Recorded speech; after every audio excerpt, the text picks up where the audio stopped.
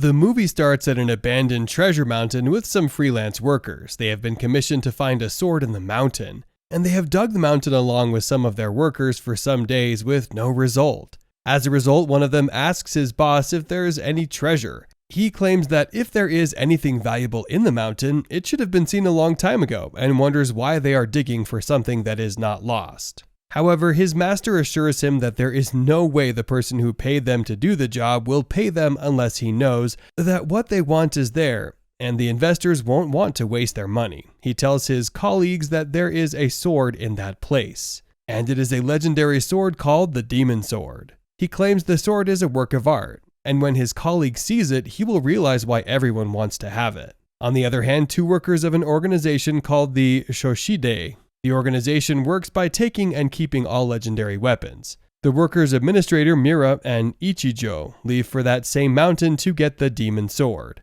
while Ichijo is tired of the idea of taking weapons over weapons. Mira tells him that the weapon isn't like the other ones that they have been taken, as it is legendary in every name of the word. He tells Ichijo that the weapon has the blood of over 1,000 demons and it has life. Ichijo terrifyingly asks why they want a weapon with much casualty, forcing Mira to tell him the story behind it. About 2,000 years ago, before the Roman Catholic period, a peaceful village was around that city. One day, the peace of the village is threatened by some barbarians who visit unexpectedly, and the villagers are unable to fight them. The priests prayed to God, asking God to save them from that situation, but God didn't answer them. Left with no other choice, they pray to the devil, who answers immediately and sends them a knight. The knight arrives with the demon sword. The demon sword is so powerful that it oozes out powers. Within a few minutes, the powers of the demon sword defeat the invaders and kill them. The villagers bow to the knight to appreciate him and forget that they got their reply from the devil, not God,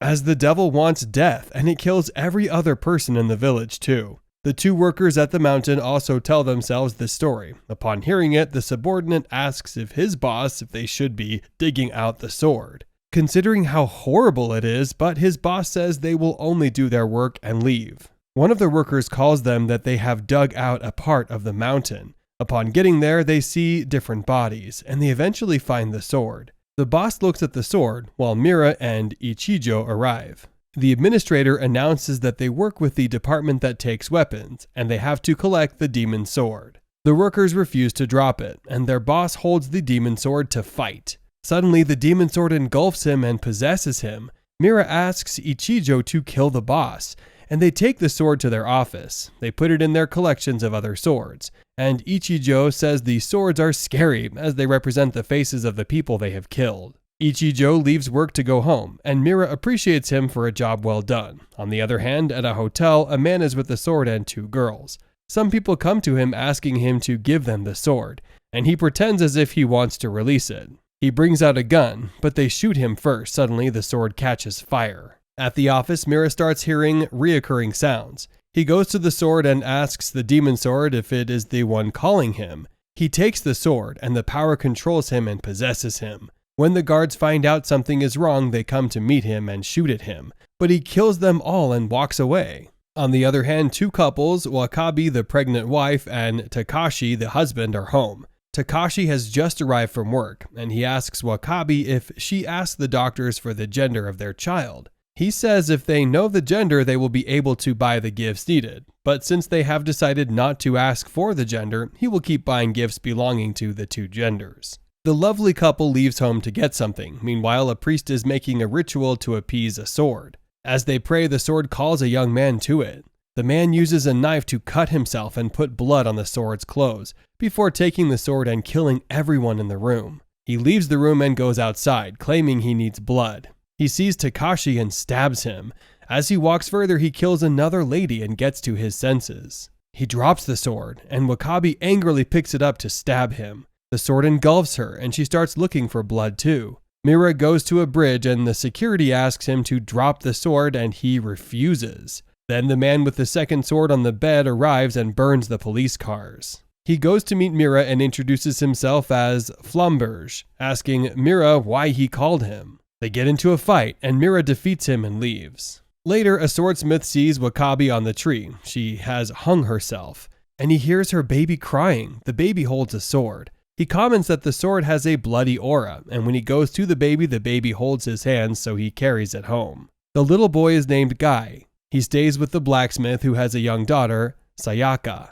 Sayaka likes Guy so much that she leaves her schoolmates and tries to hang out with him, but he rejects all of her advances. She goes home to meet him one day along with her guard, Tatsumi, who also works with her father. Tatsumi follows her to Guy, and she asks him to follow him to a karaoke store, but he refuses. Later, their master tells them that Shiryu, the second found with Guy, is crying, and they have to make a sacrifice the following day. He takes Guy to where he is found and asks Guy what he wants. Guy says he wants to stay at the shop, so the master tells him his mother will be happy, but he says she won't. That night, he goes to look at Shiryu and tells the sword that the sword is his only mother.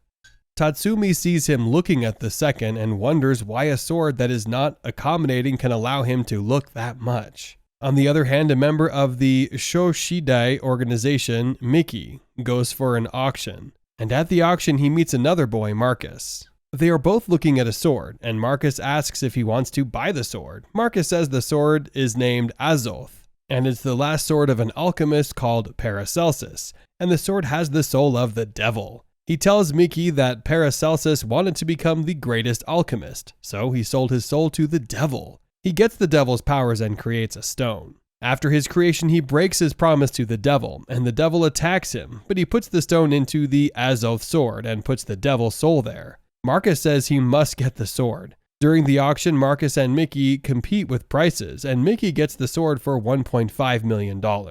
Meanwhile, Tatsumi reports Guy to their master, and the master tells him that the sword Guy is looking at wants him, so Guy is the chosen one. During the ritual, Tatsumi gets jealous and goes towards the sword, so the sword cuts off Guy's hand. After treatment, he still feels pain, so he angrily destroys his mother's grave, claiming that she abandoned him. When Miki is returning to the office, Marcus lays an ambush for him, and he defeats Marcus's men. Suddenly, Mira appears. Due to Guy's plan, his master Amon decides to forge the Shiryu sword into an arm for Guy, and he puts the arm on Guy's hand. The fight between Miru and Miki starts, and during the fight they both disappear, leaving the Azoth sword for Marcus. When Marcus wakes up the next day, he wonders if what he has witnessed the night before is true. He concludes that the weapons have a power that is greater than what he can imagine, and if he can get that power, he will be able to be stronger than ever. He is awoken by a knock from his sister, who asks him to join the family for breakfast.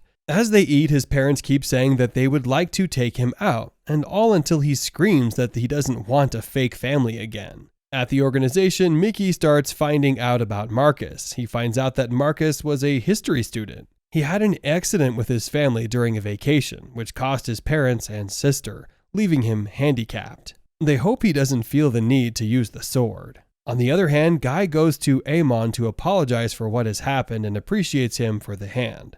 However, he claims he doesn't deserve to have such a legendary sword as his arm. Amon tells him that when he first found him, he was clinging to the sword as if the sword was his reason for surviving. So he thinks the sword wants him too. Tatsumi, on the other hand, gets jealous and goes to ask Amon why he will give Guy such a legendary sword. He tells Tatsumi that the sword is destined to be with Guy. One day, as Sayaka walks back from school, Tatsumi goes to her and asks to walk her home. Claiming he thinks the rain will fall, Sayaka rejects his offer, and as she walks, he drags her to himself. He says he is in love with her, and since her father has picked Guy over him, he will take her. Coincidentally, Guy comes to fight Tatsumi, and the sword keeps asking him to kill. Sayaka holds him from killing. He goes inside and tries to control the sword, but he cannot do it until Sayaka holds him, and the sword stops. On the other hand, Marcus's ex-girlfriend tells him she's getting married to his ex-best friend.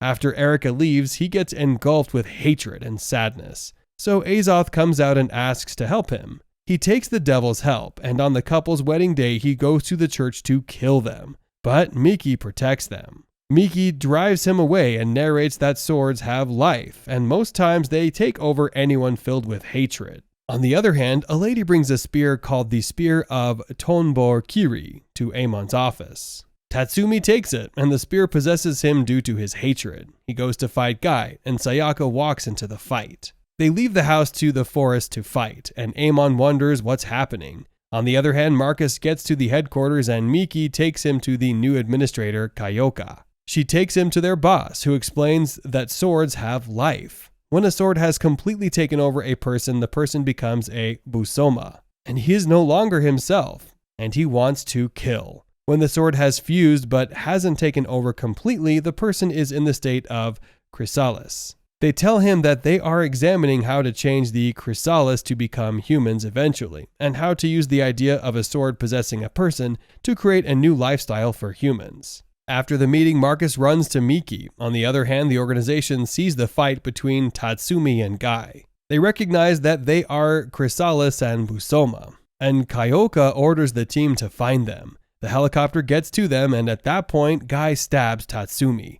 Tatsumi recovers and runs away while Guy destroys the helicopter and walks home. At the headquarters, Miki tells Marcus that he is also a chrysalis, and that what the organization does for them is to take them into a deep sleep so the sword won't possess them completely. He meets with his girlfriend and they talk. He says he can't wait to become human so they can have a nice time together before he enters his cage to sleep. After Kayoka lays Miki and Marcus to sleep, she wakes Ichijo. At the village, Guy returns and Sayaka embraces him. The sword tries to strangle him to take all his willingness away, but Amon stops him. He tells Sayaka that Guy is fighting back to get his humanity. When Ichijo wakes, Kayoka tells him he has been sleeping for about 15 years. He asks about Mira, and she says he doesn't need to know. That evening, Mira breaks into a prison, killing the prisoners to feed on their hate and sorrow. The following day, Sayaka cannot find Guy. She later sees him hiding, and they find him sucking his hands like a baby. Amon says Guy has returned to his childhood nature because he thinks that's the best way he can get over himself and restrain the sword. After taking his bath, Ichijo moves to work. Kayoka says Ichijo has the greatest weapon of Vishnu, called the Chakram. As he leaves the office to fight the Busoma, they have heard a being disturbing the area. Kayoka speaks about him and his powers. She says Ichijo has the greatest powers of the chrysalis because the weapon inside of him belongs to Indian history. At that time, a part of the Indians offended the gods. The gods get angry at them and send a ring in front of them of light to their city. Upon arriving, the ring consumes the city and nothing is left of it, not even leaves. The part of the ring left is the chakram, which is presently being possessed by Ichijo. At the village, Guy remains like a baby, as he's still too scared to confront the Shuryu with him. He leaves the house and stands playing as a child. Meanwhile, Amon receives a visitor who figures he's looking very sad. He asks Amon if the sadness is a result of the Shiryu he left, but Amon replies otherwise. He says he thinks Shiryu is Guy's protector because when he met Guy, Guy was clinging to it, as if that is the only reason he had for living. So he is dying on the mountain so that Shiryu will protect Guy. On the other hand, in the house of a female blacksmith, she gets a job mold, a weapon. As she sharpens it, she asks her subordinate if he knows why weapons are held in high esteem. She says it's because the more beautiful a weapon is, the much sharper it will be, and the more sharp it is, the more beautiful. She asks her subordinate to cut her with the weapon, but he refuses. Later, she sees the Shiryu. She is shocked that the Shiryu is still existing because the rumor that Amon has destroyed it is spreading. She touches it, and it engulfs her. She attempts to kill her subordinates, but she controls herself when she cuts wood. Meanwhile, Mira finds Flamberge again. Flamberge challenges him to a fight, claiming he will defeat him. And as they fight, the Reaper looks at them. The Reaper says he has been called the Reaper because he comes to fight humans, but he thinks that name will change as the Busomas are taking over already. Sayaka asks Guy to follow her to a festival. He goes there with her, and as they pray, Tatsumi arrives. He takes Sayaka and attempts to will her big Ichijo to come. Ichijo defeats Tatsumi by killing him,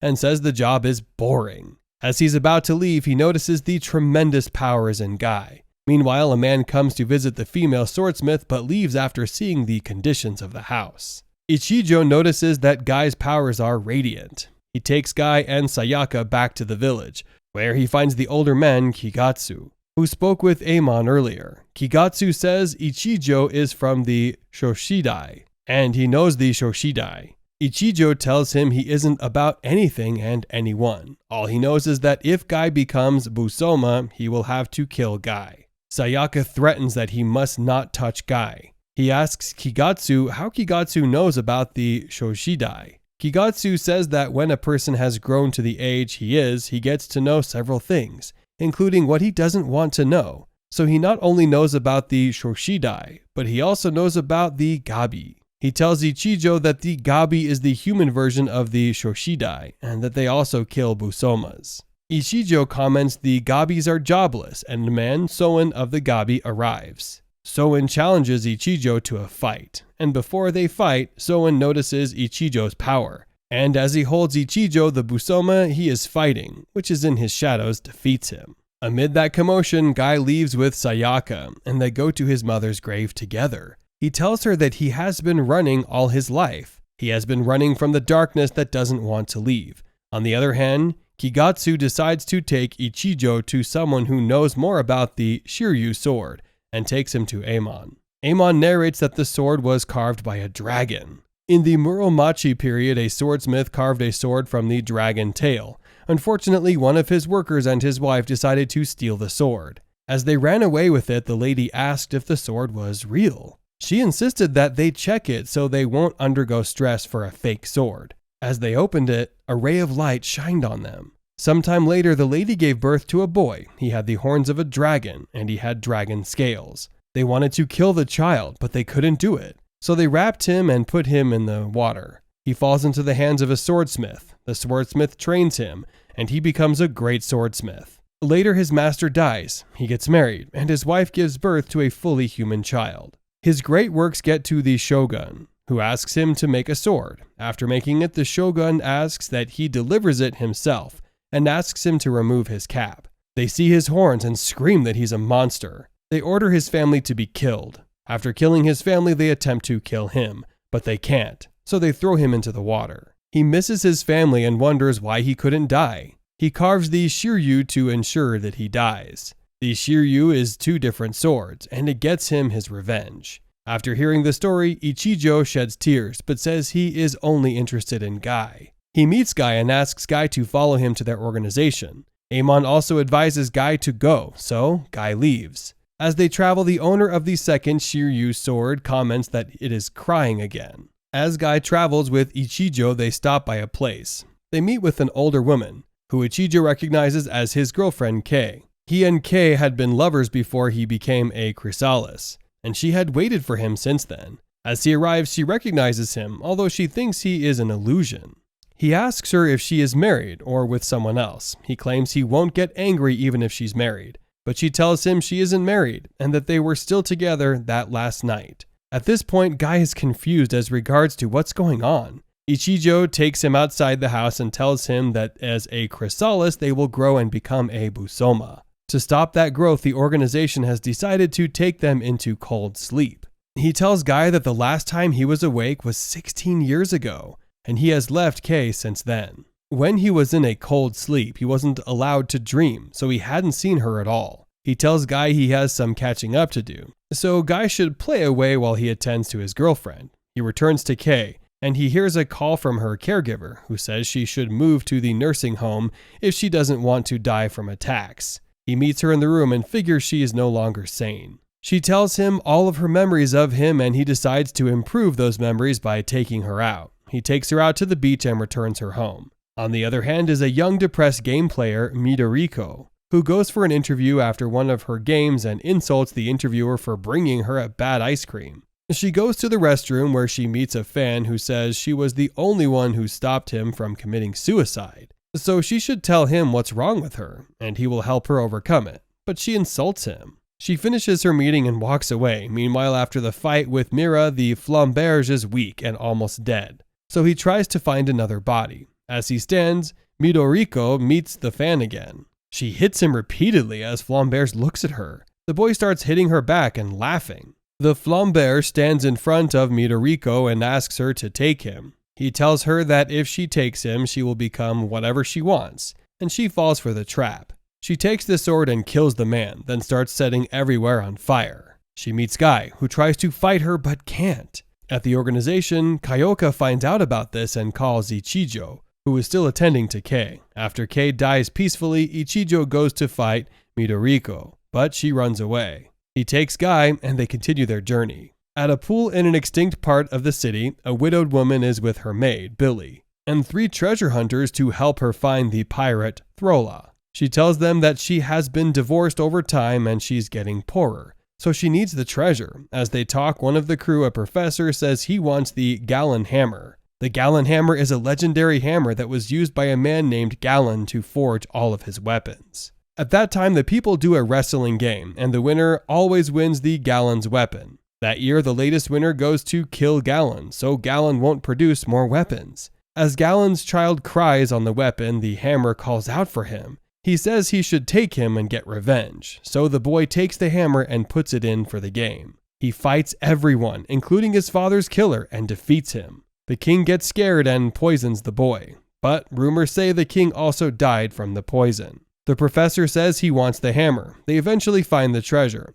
and during the celebration the professor kills everyone, except the madam and Billy, who kills him. Billy attempts to kill the madam, but she falls into the water. She sees the Gallon Hammer, and he forces her to take him. On the other hand, a hairstylist, Issei, tells an interviewer that he is interested in finding the lady with the most beautiful hair ever. He tells himself that he will kill her once he finds her and remembers when she killed his sister. Upon returning to his workshop, he finds the lady. While he does her hair, she tells him she wants to give him a sword called the Nebestigma. It's a sword from a fairy who was killed by one of the men fighting for her, and the sword loves blood. He confronts her for killing his sister, but she brings Nebestigma and gives him. He returns to his workshop to cut his customer's hair, and his hands are shaking. It turns out his customer is Madam. Kyoka wakes Marcus and Miki. She asks them to find a fairy tale sword called the halbert.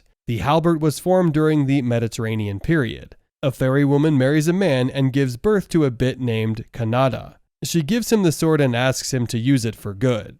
As his mother has ordered, he uses it for good, and he goes on a battle to fight several people. Upon returning home, his girlfriend married a doctor. He gets angry, and the power possesses him. He kills the lady and her husband and dies from exhaustion. The sword is with the leader of a real estate company named Sakiya, and Sakiya is weak. So he has employed one of them, Mina, as a nurse, and Mina says the sword is in the basement. Upon getting to the office, Marcus notices Mina and Miki are in a relationship. Mina directs them to the basement and gives them the code. But when they get there, they find out that it has another lock. Marcus mistakenly puts his eyelid, and a poisonous gas falls on them. Mina tries to find the second code, but Sakiya finds her. He brings Halbert and attacks her. Marcus and Miki come to save her, and they kill Sakiya. However, the Halbert sword comes out and enters into Miki. Mina insists that they go to the organization, but Miki says that they should go out. As they go out, Halbert possesses Miki,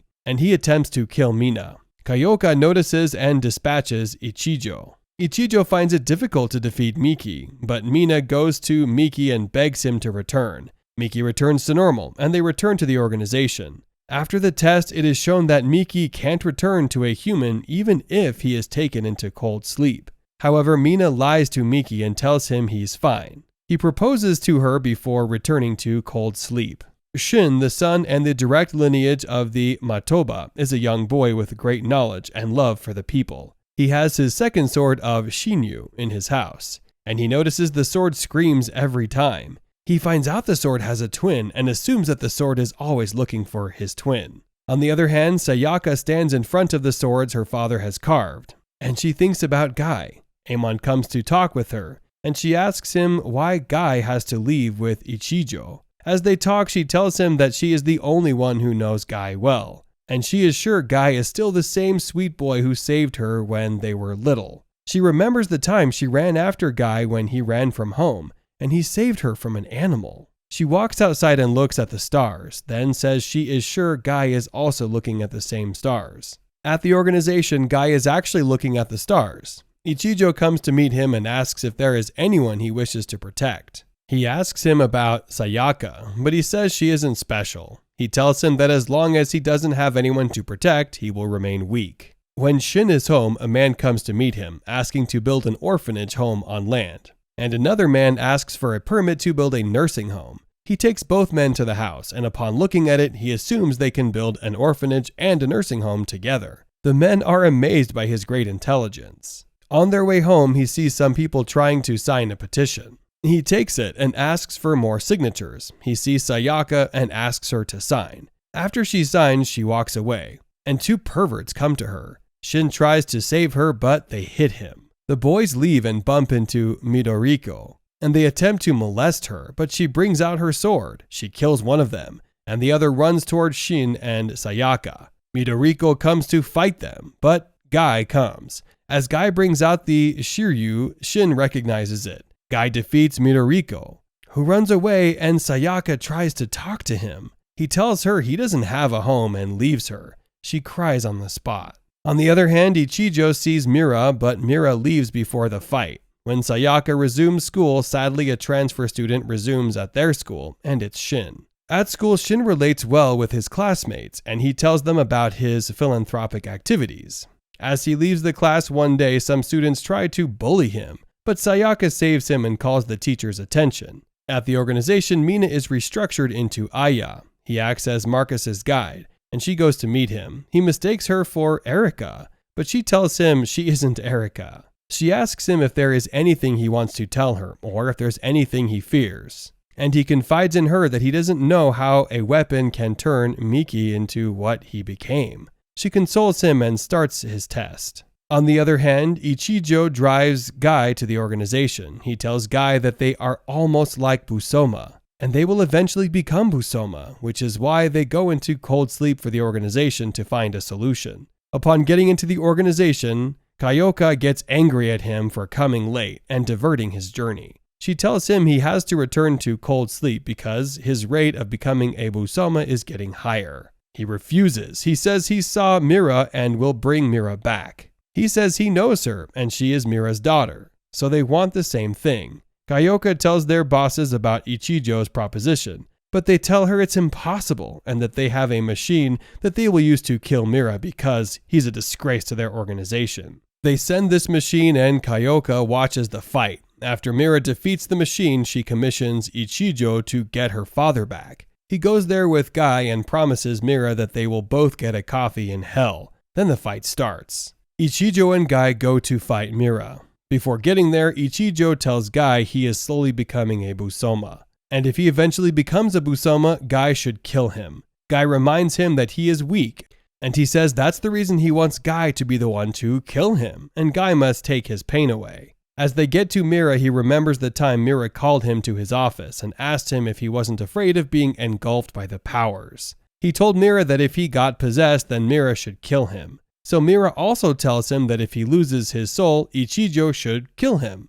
As the fight starts, Kyoka, while in the office, prays that Ichijo wins the fight and saves her father from that hardship. The fight starts, and they both find it difficult to overcome Mira. As they continue, the team gains the upper hand in the fight, and Mira gets weak. Suddenly, another Busoma comes out. They find out that the Busoma is the father of all Busomas, and he is the first Busoma. He tells them that the era of humans is gone, and it's time for Busoma. He overpowers them so that they can't win. Ichijo gets weak and asks Guy to leave, but Guy refuses. To defeat the Busoma, Guy starts changing into a Busoma. Ichijo tries to stop Guy from changing, forcing Guy to stab him, and he changes into a Busoma while Guy returns to his real shape.